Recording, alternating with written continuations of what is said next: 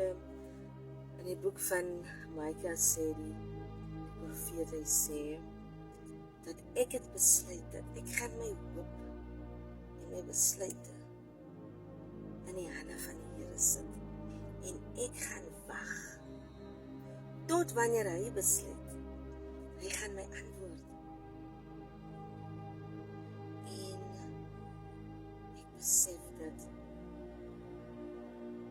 it can only turn out good, want my hoop is in die Here, en ek weet dat hy gaan antwoord. God stel nie teleur wanneer hy weet jy hoop in hom nie. God stel nie teleur wanneer hy weet dat jou fokus is op hom nie.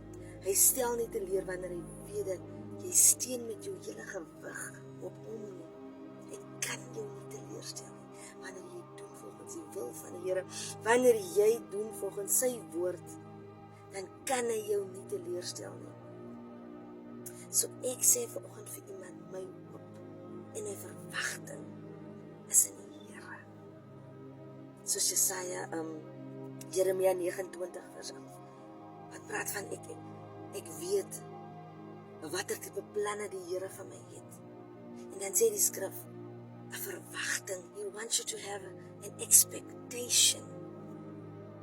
So ek sit in afwagting vir dit wat die Here vir my beplan, my hoop, my alles is in die Here. Ek wil vanoggend vir iemand sê, haal jou hoop en jou verwagtinge van die mens af, want hy gaan jou teleurstel. Sit jou hoop in die Here. Hy stel nie teleur nie. Be blessed.